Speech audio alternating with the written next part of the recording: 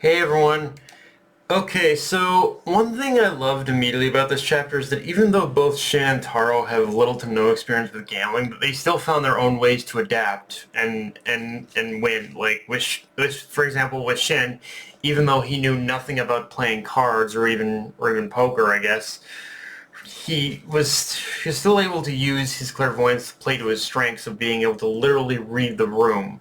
And the best way he could do that is playing with the cards face up, so you could tell what he was working with. And in Sakamoto's case, since he was dealing with a rigged game of roulette, the best way to win was to re-rig it himself. And seeing these two adapt and overcome their disadvantages did feel all the more rewarding when they did win, especially knowing, as I said, with Wutang, as that Wutang was basically rigging the game against them, which, for as underhanded as that is, I do appreciate also I do appreciate how that also does showcase Wu-Tang does have some skill. Like, the rigging was only because he was so doggedly determined to take Liu back with him. And with that said, yeah, let's talk about the flashback, because it definitely does a lot to explain a lot of Wu-Tang's actions and why he's trying so desperately in order to bring Liu back.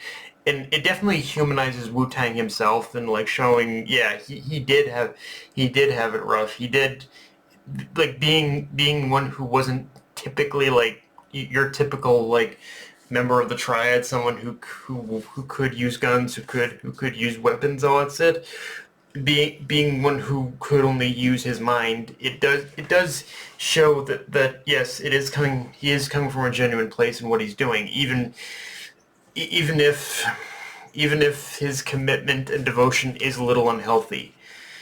Even if his commitment and devotion to serving the Liu family has taken a bit of an unhealthy turn in a way. Of course, Liu Xiaotong herself, and especially to Liu Xiaotong herself.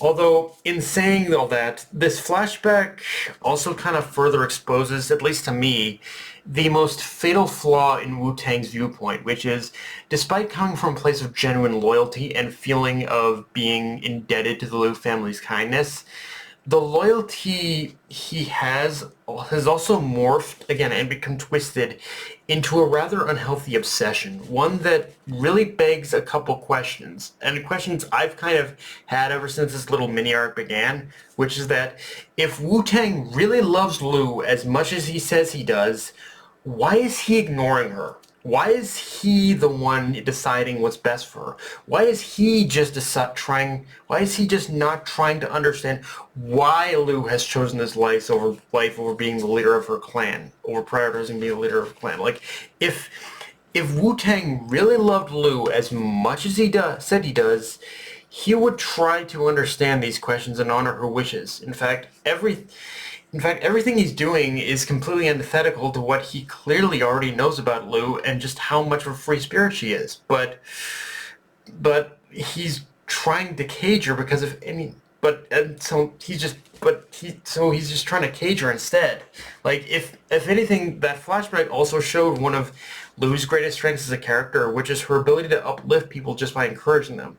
Like, she has this natural affinity of connecting with people and being able to see the strength of in what others would consider weakness, which I guess is something that was always obvious, but here it's really shown in force, and whether he knows it or not, again, that's something Wu-Tang is trying to cage, so so it's like the man really needs to start looking beyond himself in this regard. And yeah, obviously the chapter ends though with Liu, Shin, and Taro going up against Wu-Tang in a game of Old Maid, and I'm not about to go up in a game of Old Maid, and I'm not gonna lie, one thing I would like to see from this match is in some fashion see Liu stand up to Wu-Tang and say basically everything I've been saying this entire review, that yeah, she is the one who gets to decide what she does with her life and no one else. Although, yeah, it's I guess you could say it's now a question of how long she can even survive in this game, given Liu is the old maid, so to speak, and the fact that she also has a terrible poker face just shows she's probably not going into the next chapter, and at that point it'll be up to Shin and Taro.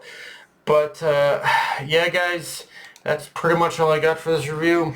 If you enjoyed the video, Like, comment, subscribe. Follow me on Blue Sky, Analyst, Crunchyroll, wish notification bell with the subscribe button, and just share the video around, guys. Dark Knight of Anime signing off.